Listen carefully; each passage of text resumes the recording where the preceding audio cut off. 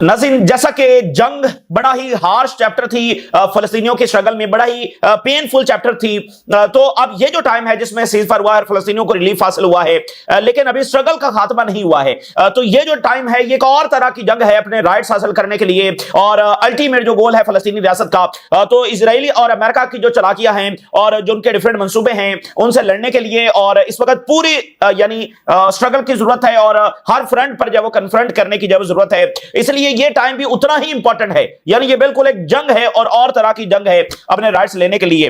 और इस टाइम जब भरपूर एफर्ट की जा रही है फलस्तीनी रियासत के लिए, और देखिए एक जेनोसाइड होने के बावजूद और 100 साल गुजरने के बावजूद अगर अब भी फलस्तीनियों को राइट्स नहीं दिए जाते तो फिर क्या होगा, इस रीजन का क्या होगा और मामलात किस तरफ जाएंगे। और जिन्होंने जेनोसाइड की है अगर उनको किसी भी किस्म की कोई सजा ना दी गई तो फिर दुनिया में किस किस्म की जो मिसाल है वो कायम की जा रही है। तो इस वक्त भरपूर एफर्ट की जा रही है फलस्तीनी रियासत के लिए, क्योंकि सब इस बात को समझते हैं कि जो अमन का रास्ता है वो सिर्फ और सिर्फ फलस्तीनी रियासत का रास्ता है। तो अब मैक्रोन की बड़ी स्टेटमेंट जारी हुई है। मैक्रोन जो है वो जो मिस्र के अंदर समिट हो रहा है उसमें शिरकत के लिए आ रहे हैं, और मैक्रोन ने कहा है कि एक ही उनका एजेंडा है इसमें पार्टिसिपेट करने का, और वो है फलस्तीनी रियासत, कि यहां से मामलात को जब फलस्तीनी रियासत की तरफ लेकर जाया जाए। तो ये बड़ा हिस्टोरिक है कि ये जो वेस्टर्न लीडर्स हैं ये इतना क्लियर स्टांस फलस्तीनी रियासत के लिए रखे हुए हैं, और ये जो शिरकत होगी तमाम जो मुल्क शरीक होंगे उसमें आप देखिए कि अमेरिका, ट्रंप ओनली पार्टिसिपेंट होगा जो फलस्तीनी रियासत की सपोर्ट नहीं करता है। बाकी इस समिट में जितने भी पार्टिसिपेंट्स होंगे वो सारे के सारे फलस्तीनी रियासत के सपोर्टर होंगे। तो अमेरिका के लिए ये बड़ा मुश्किल है कि इस आइसोलेटेड स्टांस के साथ वो एक लंबा अरसा जब वो इस मामले को आगे लेकर जब चल सके। एंड इवन खुद अमेरिका के अंदर जो बड़ी तब्दीली आ रही है, उनकी जो जनरेशन जी है वो मुकम्मल तौर पर फलस्तीन को सपोर्ट करती है। इवन वो तो हमास को प्रेफर करती है इजराइल के ऊपर, इतना ज्यादा वो इनके बारे में जब वो जान चुके हैं। अच्छा, इसी दरमियान जब हमास ने कहा है कि कोई सवाल ही पैदा नहीं होता कि हम अपने वेपन्स जो है वो इजराइल के सामने, अमेरिका के सामने सरेंडर करेंगे, हम अपने वेपन्स जो है वो सरेंडर करेंगे लेकिन सिर्फ फलस्तीनी रियासत के सामने। उससे पहले किसी के पास कोई लॉजिक नहीं है, किसी के पास कोई जस्टिफिकेशन नहीं है कि इजराइल जो है वो ऑक्यूपाई करके बैठा हुआ है और हमसे डिमांड की जाए कि हम अपने वेपन जो है वो डिलीवर करें, सरेंडर करें। ये इस तरह से जो है वो हो नहीं सकता है। और इंटरनेशनल फोर्सेस की जो गजा में डिप्लॉयमेंट है वो भी ऑन एजेंडा है, यानी उसकी भी डिस्कशन हो रही है। और उधर वेनेजुएला के जो सदर हैं उन्होंने ये अपनी आर्मी को कुछ देर पहले ये ऑर्डर जारी किया है कि हमें इस बात की मुकम्मल तसल्ली है कि अमेरिका हमले का फैसला कर चुका है, द अटैक इज इमिनेंट, ये उन्होंने ऑर्डर जो है वो जारी किया। तो बस तैयारी की जाए, देखते हैं कि हम कितना लड़ सकेंगे, लेकिन इसकी जो पूरी तैयारी जो वो की जाए। और चाइना और रशिया ने भी इस बात को कंफर्म किया है कि जो डेवलपमेंट्स ऑन ग्राउंड हैं, ऐसा लगता है कि किसी भी हमें अमेरिका वेनेजुएला पर हमला कर सकता है, और चाइना और रशिया ने अपनी मुकम्मल सपोर्ट जो वेनेजुएला के लिए जाहिर की है। तो पूरा रीजन जो है वो एक बड़ी जंग की तरफ जब इस वक्त जा रहा है, तो उसके ऊपर भी हम बात करेंगे।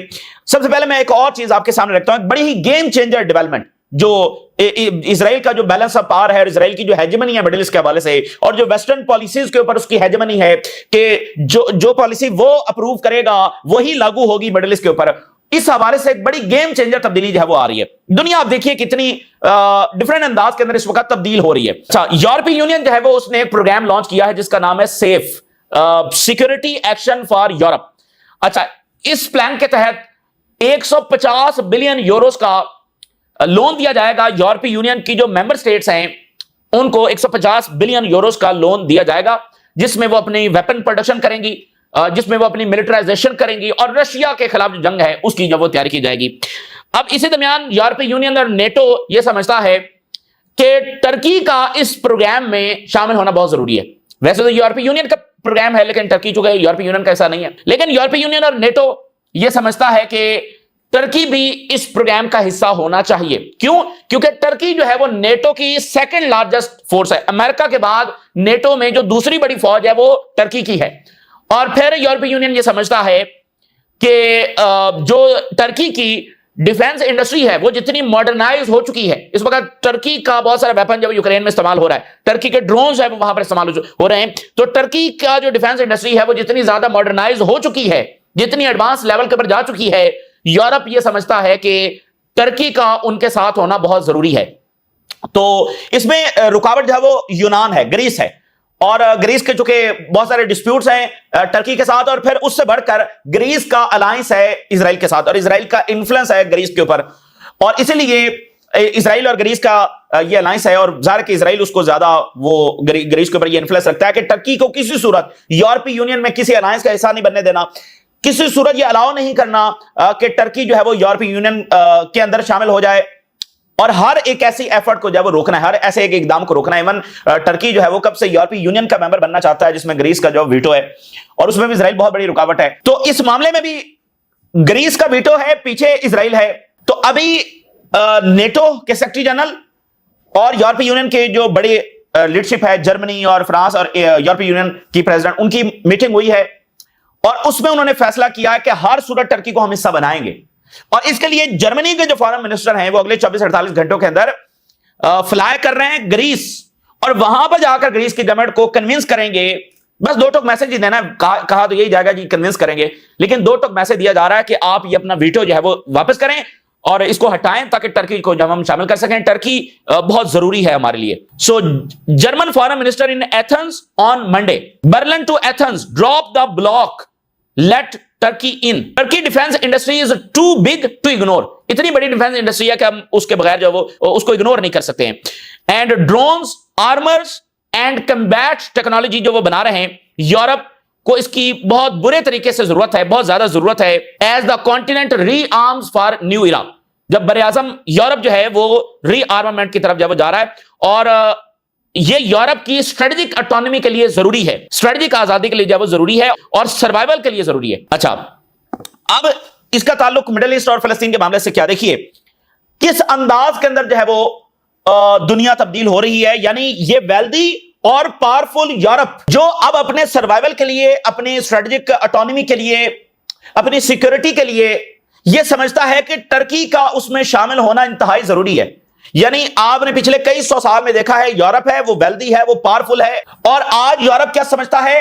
وہ ٹرکی جس کو وہ کئی سالوں سے یورپی یونین میں آنے نہیں دے رہا، آج وہ سمجھتا ہے کہ وہ ٹرکی یورپ کے سروائیول اور سیکورٹی کے لیے انتہائی ضروری ہے۔ مجھے بتائیے، جب یورپ اس حالت کو پہنچ چکا ہے تو کب تک یورپ جو ہے وہ اس لائبلٹی کو سپورٹ کرے گا؟ اور دیکھیے جب یورپ اس ایرا کے اندر داخل ہو رہا ہے کہ اس کی بہت ساری ڈیپینڈنسیز ہیں، اور وہ مڈل ایسٹ کے ملکوں سے مدد مانگ رہا ہے، جس کے خلاف اسرائیل سارا، یعنی یورپین پالیسیز یہی تھی نا کہ اب ٹرکی کو انہوں نے فائٹر جیٹس نہیں دیے، تو اب دیکھیے وقت کیسے بدل رہا ہے۔ وہی ویسٹ ان ملکوں کے اوپر ڈیپینڈنٹ ہو رہا ہے جن کو ہمیشہ انہوں نے سائیڈ لائن کر کے جب وہ رکھا ہے، اپنے انفلوئنس کے اندر رکھنے کی کوشش کی، اور ان کو وہ اکوپمنٹس، وہ فائٹر جیٹس نہیں دیے، آج انہی کے اکوپمنٹس کی ان کو ضرورت پڑ گئی ہے۔ تو اسرائیل کو قائم کرنے والا، بنانے والا، چلانے والا ویلدی ویسٹ، ٹھیک ہے نا، اس کی اب اپنی اتنی مجبوریاں بن گئی ہیں کہ اس کو لین دین جو وہ کرنا پڑ رہا ہے، اور ان ملکوں سے کرنا پڑ رہا ہے۔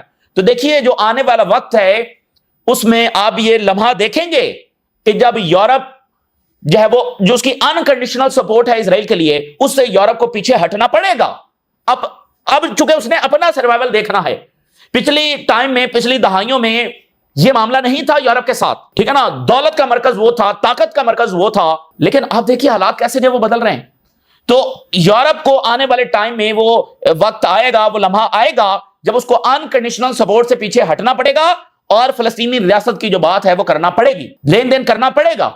ماضی میں ایسی کوئی اس کو ضرورت جب وہ پیش نہیں آئی، تو یہ ایک بڑی گیم چینجر ڈیولپمنٹ ہے، اور اسرائیل نے اس لیے اپنی قبر خود کھودی ہے کہ اس کو یہ راستہ سوٹ نہیں کرتا تھا۔ اچھا، یہ بڑا ان کا ٹیکنیکل مسئلہ ہے۔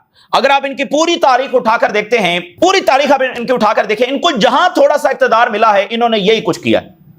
ایک وقت تھا کہ اسی لینڈ کے اندر کیا ہوا کہ ان کے اوپر جو کچھ ہو رہا تھا، تو جو فارس ہے اس کو یہاں پر فتح ملی، اور اس نے یہاں کا انچارج ان کو بنا دیا۔ جو ہی یہ انچارج بنے ہیں، یہ میں کئی سال پرانی آپ کو بات بتا رہا ہوں، انہوں نے جناب علی ان کے اوپر ظلم شروع کر دیا، اور پھر فارس کی لیڈرشپ کو مجبوراً ان سے وہ انچارج وہ واپس لینا پڑا۔ تو یہ ان کا ایک ٹیکنیکل مسئلہ ہے۔ جب ان کو کہیں تھوڑا سا بھی اقتدار مل گیا ہے تو انہوں نے وہاں کے لوگوں کے اوپر جب ظلم ڈھانا شروع کر دیا۔ انہوں نے اقتدار میں آ کر صرف یہی کیا، تو یہ بھی ان کی بہت بڑی غلطی ہے۔ تھوڑا سا اقتدار ملا ہے اور انہوں نے جناب علی تہس نہس پھیر کر رکھ دیے، جیسے دنیا میں کوئی بمباری کے علاوہ کوئی زبان ہے ہی نہیں، بس سب کو مار دو، یہ ان کی پیس کی ڈیفینیشن ہے۔ یہ امریکہ بھی نہیں کر سکتا، یہ برطانیہ بھی نہیں کر سکتا، یہ دنیا کا کوئی، یہ چائنا اور رشیا بھی نہیں کر سکتا۔ یہ مطلب یہ طاقت صرف کیا انہی کے پاس آئی ہے، یہی بس طاقتور ہیں، یہ دنیا میں چل ہی نہیں سکتا ہے، ٹھیک ہے نا, یہ کوئی ملک ایسے سروائیو ہی نہیں کر رہا, یہ تو ویسے بھی ان کا کوئی جواز ہی نہیں. تو ان کو چاہیے تھا کہ یہ ریجن کے ساتھ معاملات, صلح صفائی, فلسطینیوں کے ساتھ ڈپلومیسی. فلسطینی تو 2 ریاستی حل کے لیے بھی تیار ہو گئے تھے, حماس بھی اس کے لیے جب وہ تیار ہو گئی تھی, اور حماس تو بنی ہی اس لیے تھی کہ اوسلو اکارڈ پر امپلیمنٹیشن نہیں ہوا. تو یہ جتنے طاقت میں تھے, یہ جتنے منظم تھے, اور جس طرح سے ریجن ان کے ساتھ تھا, ویسٹ ان کے ساتھ تھا, پوری دنیا ان کے ساتھ تھی, تو یہ بڑی آسانی کے ساتھ فلسطینیوں کے ساتھ ریجن میں امن کر سکتے تھے. انہوں نے نہیں ہونے دیا, تو یہ بہت بڑی انہوں نے غلطی کی ہے. تو دنیا بدل رہی ہے, آپ دیکھیے دنیا بدل رہی ہے, اور ابھی بھی یہ اپنی پالیسی نہیں بدلیں گے. یہ کبھی سبق نہیں سیکھتے ہیں, اور ہمیشہ بس ان کو سبق سکھایا جاتا ہے, اور ابھی سکھایا جائے گا.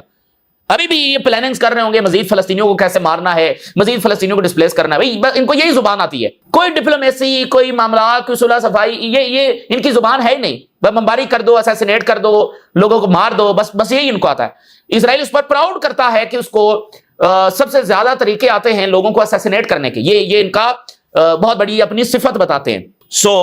اس وقت پورے یورپ کے اندر ڈیمونسٹریشنز ہو رہے ہیں سیز فائر کے حق میں, اور وہ کہہ رہے ہیں کہ اس کو پرولونگ کیا جائے, پرماننٹ کیا جائے, اور آگے فلسطینی ریاست کی طرف بڑھا جائے. Demonstrations in European cities in support for the ceasefire agreement and demand rapid delivery of humanitarian aid to the Gaza strip. ٹھیک ہے نا, دنیا بالکل دیکھ رہی ہے کہ آگے اسرائیل کیا کرتا ہے. بالکل ان کی نظریں غزہ کے اوپر ہیں اور فلسطین کے اوپر ہیں.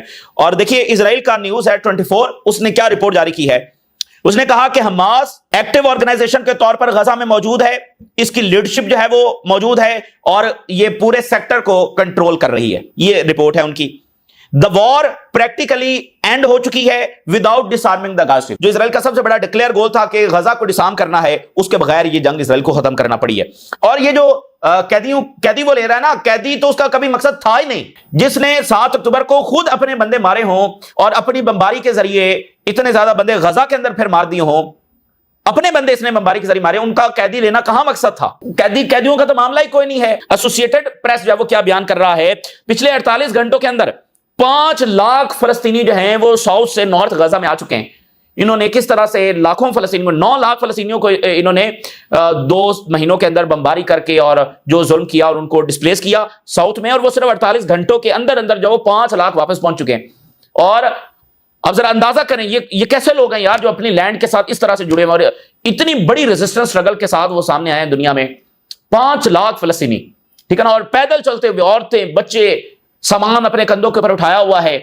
اور وہ فوٹیج آپ دیکھیں تو ایسا لگتا ہے کوئی کئی 100 سال پرانی کوئی بات ہم دیکھ رہے ہیں, کہ مطلب بڑے قافلے جا رہے ہیں اور پیدل جا رہے ہیں. آج کی دنیا میں تو ہم ایسی کوئی بڑی چیز دیکھتے نہیں ہیں, بڑی ہجرت دیکھتے نہیں ہیں, اتنے بڑے لوگ جو وہ پیدل. تو 5 لاکھ فوری نارتھ غزہ کی طرف جب واپس آئے, حالانکہ وہاں بھی کچھ نہیں ہے, وہاں بھی تباہی, لیکن وہ صرف کوئی لینڈ خالی نہیں چھوڑنا چاہتے, ٹھیک ہے نا, تاکہ اسرائیل اس کو آکوپائی نہ کر لے. تو حماس نے کہا ہے کہ جو ہمارے ویپنز کا معاملہ ہے وہ امپاسبل میٹر ہے, اس پر کوئی ہم چیز قبول نہیں کریں گے, اور وہ صرف ہم ریاست کو سرنڈر کریں گے. کون سی ریاست؟ فلسطینی ریاست. جب وہ بن جائے گی اس کو ہم اپنے ویپن سرنڈر کریں گے, اس سے پہلے کوئی بات ہم سے نہ کی جائے. اور مصر یہ کہہ رہا ہے کہ انٹرنیشنل فورسز غزہ میں ڈپلائی ہونی چاہیے, لیکن پھر وہی بات ہے کہ ان کا رول کیا ہوگا, اور حماس کی مرضی سے ظاہر ہے کہ وہ ڈپلائی ہوں گی, لیکن یہ ایجنڈا بھی آن ڈسکشن ہے. اور پھر مصر نے یہ کہا ہے, مصر کے صدر نے, کہ ہم ایک انٹرنیشنل کانفرنس کرنے جا رہے ہیں غزہ کی ریکنسٹرکشن کے حوالے سے, انویسٹمنٹ کے حوالے سے, وہ ایک کانفرنس بھی کرنے جا رہے ہیں اس سمٹ سے ہٹ کر. تو میکرون نے کہا ہے کہ وہ منڈے کو اس میں شریک ہوں گے, منڈے کو وہ مصر کا دورہ کریں گے, اور مصر کو ابھی رافائل بھی دیے ہیں فرانس نے. اور فلسطینی ریاست از دا اونلی وے کہ جس کے ذریعے مڈل ایسٹ میں امن لایا جا سکتا ہے. Macron will reaffirm in Cairo support for the Palestinian state solution. ایک ہی ایجنڈے کے ساتھ جب وہ آ رہے ہیں, اور دیکھیں نا یہ کلیئر سٹانس ہے کہ اگر آپ مڈل ایسٹ میں کوئی امن کی بات کر رہے ہیں تو فلسطین کو جو ہے وہ بائی پاس کرتے ہوئے آپ نہیں کر سکتے ہیں. یہ ایک بڑا کریٹیکل جنکچر ہے دنیا کے لیے. اگر اس لمحے سے بھی پھر وہ اسرائیل کو الاؤ کر دیتا ہے دوبارہ بمباری کرنے کے لیے, تو پھر تو یہ بڑا مسئلہ خراب ہے. اور global journalist demand access to Gaza after ceasefire. وہاں سے مسلسل ڈیمانڈز آ رہی ہیں کہ ہمیں جو وہ غزہ کے اندر ایکسیس دی جائے. اور پھر جو امریکن یونیورسٹیز ہیں انہوں نے بھی کافی بڑا سٹانس لیا ہے. جو MIT بہت بڑی یونیورسٹی ہے, وہ ٹرمپ کی جانب سے, وائٹ ہاؤس کی جانب سے جو میمورنڈم گیا تھا اس کو انہوں نے ریجیکٹ کر دیا ہے. جس طرح سے وہ سلیبس کو کنٹرول کرنے کی بات کر رہے تھے یا ایڈمیشنز کو کنٹرول کرنے کی بات کر رہے تھے. MIT rejects White House memo defends academic freedom. تو بہت زیادہ وہاں پر اپریشیٹ کیا جا رہا ہے MIT کو کہ کیسے اس نے وہ جو سٹانس لیا ہے. وہ سارا جو آپ کو پتا ہے فلسطین کی تحریک چل رہی تھی, اور جس طرح سے ٹرمپ انتظامیہ یونیورسٹیز کو پریشرائز کر رہی تھی, تو MIT نے کافی بڑا سٹانس لیا ہے. اور وینزویلا کے جو صدر ہیں انہوں نے کہا ہے ordered the Venezuelan army to prepare for an imminent American attack. ہو سکتا ہے یہاں سے بھی امریکہ پیچھے ہٹ جائے، لیکن تمام طرف سے جو اطلاعات آ رہی ہیں، اور ابھی وینزویلا کے صدر نے کہا کہ ہمیں بالکل تسلی ہے کہ حملہ ہونے جا رہا ہے، imminent attack ہے. اور پھر اب دیکھیے چائنا نے کیا بات کی ہے، we reject the intervention of foreign powers in Venezuela under any pretext. کسی بھی جواب ڈرگز کا بنائیں، کسی اور کا بنائیں، کسی صورت ہم اس حملے کے سپورٹ میں نہیں ہے، بلکہ اس کی ہر صورت مخالفت کریں گے. اور رشیا نے کیا بات کی ہے، the situation is now one step away from direct military aggression against Venezuela. تو رشیا بھی اس بات کو کنفرم کر رہا ہے کہ جس طرح کا ملٹری بلڈ اپ کیا جا رہا ہے، یہ واضح ہے کہ وہ جنگ، مطلب آپ جس طرح کے اکوپمنٹس ہیں، جس طرح کی پوزیشن لی جا رہی ہے، واضح طور پر دیکھا جا سکتا ہے کہ ایسی پوزیشن صرف جنگ کے لیے لی جاتی ہے. کسی کو صرف اگر ڈرانا دھمکانا ہو تو وہ اس کا بلڈ اپ کچھ اور ہوتا ہے. تو رشیا اس بات کو کنفرم کر رہا ہے کہ صرف ون سٹیپ اوے ہے صورتحال وینزویلا پر براہ راست حملے سے. تو یہ بہت ہسٹری ایک بالکل نیا چیپٹر ہوگا، ایک بالکل نیا چیپٹر ہوگا، اور جنگوں کا نیا چیپٹر جب ہمیں شروع ہوتا ہوا نظر آ رہا ہے. اور اس کی وجہ صرف یہ ہے کہ امریکن امپائر ڈکلائن کر رہا ہے، اور اب اس امپائر کو وہ ری اسٹیبلش کرنے کے لیے، ری امپاور کرنے کے لیے جو ہے وہ یہ سارے اقدامات اٹھا رہے ہیں. مثال کے طور پہ اب وہ 130% ٹیرف کی دھمکی لگا دیا ٹرمپ نے. پہلے 100% تھا، اب 130%. اور جس کے اندر اینی کریٹیکل جو سافٹ ویئر ہے وہ بھی ایکسپورٹ نہیں کیا جائے گا. نہ صرف چائنا کی فیکٹریز بلکہ چپس اور کلاؤڈز یہ بھی سارے اس میں شامل ہوں گے. اور ٹرمپ نے اس کو میٹر آف نیشنل سروائیول کہہ دیا ہے، saying US will no longer fund its own adversary. Artificial intelligence کے جو ٹریننگ ٹولز ہیں، سائبر سیکورٹی فریم ورک ہے، ایڈوانس آپریٹنگ سسٹمز ہیں، پورا جو اسکیلٹن ہے چائنا کی ٹیک گروتھ کا، ٹرمپ یہ دعویٰ کر رہے ہیں کہ اس پورے ڈھانچے کو میں توڑنے جا رہا ہوں جو چائنا کی گروتھ کا. یہ ٹرمپ روک نہیں سکے گا چائنا کو. لیکن مجھے بتائیے، ایک وقت تھا اسی صدی کے شروع میں، بش ٹائم میں، چائنا کا یہ مذاق بنایا کرتے تھے، ٹھیک ہے نا. چائنا کو اس وقت WTO کے اندر شامل کیا گیا، ورلڈ ٹریڈ آرگنائزیشن کے اندر.